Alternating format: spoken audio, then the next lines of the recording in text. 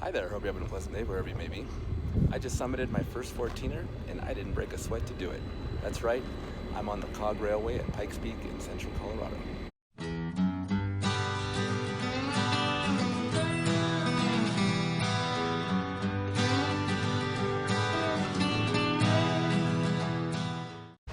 The Pikes Peak Cog Railway starts with the town of Manitou Springs, which is just outside of Colorado Springs in central Colorado. So what exactly is the Pikes Peak Cog Railway? Well, for starters, it's officially called the Broadmoor, Manitou, and Pikes Peak Cog Railway, but that's kind of a mouthful, so I'm not going to call it that. So it is a cog railway which connects the town of Manitou Springs with the summit of Pikes Peak. Manitou Springs is about 6,500 feet, and Pikes Peak has a summit of 14,115 feet. And it takes about almost 9 miles to achieve that difference in elevation. Now it's called a cog railway because there's a track in the middle that has little grooves in it with a gear that matches up with it on the train, and that's what allows it to go up these steep grades. A normal train will top out at about 4%. This one gets up to upwards of 25% on the journey up to Pikes Peak. How this came to be was a gentleman named Zemulin G. Simmons, who founded the Simmons Mattress Company. Back in 1888, he was trying to survey a telegraph line to the top of Pikes Peak. Well, in order to get there at the time, he had to ride a burro for 2 days, and he called it a miserable experience, and he felt that there was a more refined way to do this. So he set his sights on building a railway. So in 1889 they started, and in June of 1891 the first passengers were taken from Manitou Springs up to the summit of Pikes Peak by rail. In the early days they were propelled by steam engines, but that's kind of a tricky endeavor because for a steam engine to operate properly, it needs to be basically level. So they had to modify the engines to kind of match the incline a little bit, and that's how they did it for several years. In the late 1930s, they shifted from steam power to diesel power, and then again in the 1960s, they shifted to more self-propelled cars that I think were still diesel powered, which they increased their fleet in the 1970s when tourism became a bigger industry here. Not too long ago in 2017, the decision was made to completely upgrade all of the facilities, so they shut down entirely. They tore up a lot of the track, put in new ties. Some of the track was the original from 1890. They added a second track here at the Manitou Springs station. They upgraded some of the equipment, and just recently in May of 2021 they barely opened.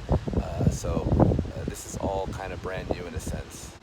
As far as visiting and riding the train, it starts off in the town of Manitou Springs, which is a small kind of, has like a Switzerland vibe to it. It's a really cool little town. It has a river running through it, and apparently there are several mineral springs in the area, which is where they got the name. And just on the edge of town is the little depot, which again, it all has a very Swiss vibe to it. It's really cool.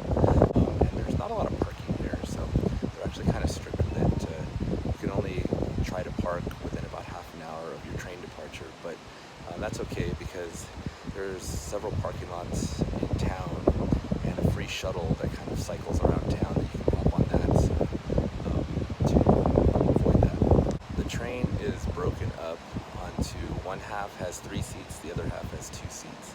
So as you first start your journey, it's a little ho-hum, you're kind of just in a forest. The 2-seat side has the better views.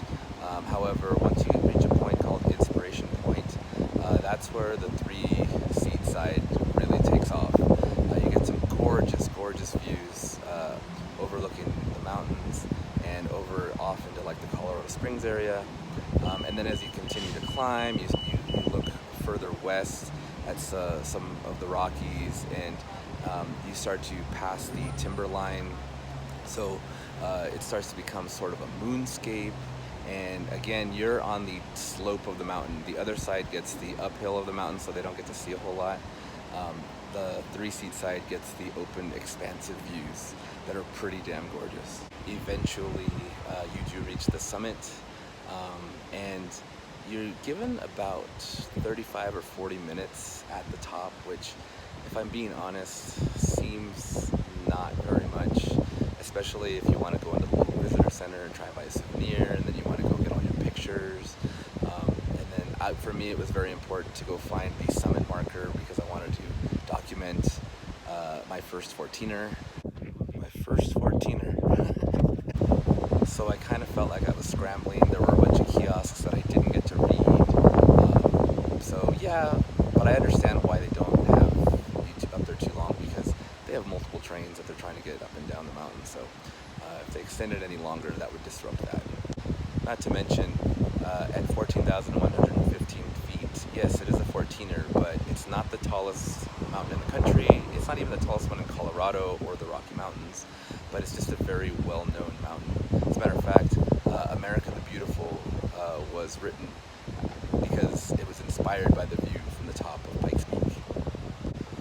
Lucky for me, it was a beautiful blue, clear sky day, and I got to appreciate that beauty of Pikes Peak. So I picked a really great day to go up there. It wasn't too windy, which was nice also. But yeah, I wish I had a little bit more time up at the top, but again, I get it. For those that are not inclined, no pun intended, there is also a road that goes to the top of Pikes Peak. So if you want to get to a 14er and put in minimal effort, this is your mountain. Also, speaking of that road, they do a race down that road every year. Or is it up? I'm not sure. But if you were to drive that road, going the speed limit, it would take you about an hour and a half. But the world record holder did it in just under 8 minutes. Whoa. All in all, it's a little over an hour going up. It's about an hour coming down. You get about 35-40 minutes at the top. So that right there is about 3 hours. So look to spend about 3.5-4 hours doing this whole endeavor. And if I had to offer a nickel's worth of free advice, I would say get a seat on the 3-seated side. That's the one that's got the view, so you won't regret it. Another observation I had was that there are 2 different types of train sets. One of them is 3 and looks more modern. The other one is 2, looks a little older. I went in the 3, which is perfectly fine, but the windows were kind of high. They opened, but they were still kind of high, so I had to reach my phone up to get a lot of shots. The 2 ones, which look older, they go down a lot lower, so you have a lot easier access of getting pictures of things without glare. So just something to keep in mind. So overall, I really enjoyed myself on the Pikes Peak Cog Railway.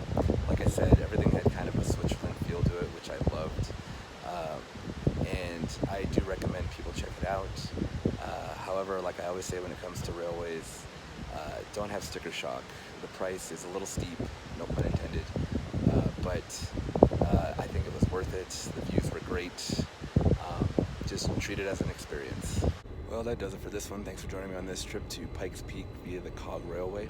Hope you found it entertaining, hope you found it informative, and maybe it'll encourage you to come check it out yourself. With that said, I guess I'll see you on the next one.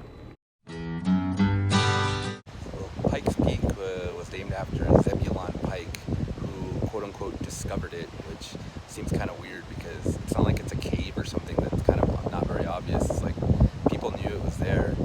The Spanish had a name for it when the explorers came up.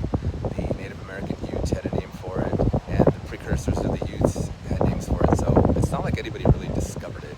And then what's funny is he never actually made it to the top, but yet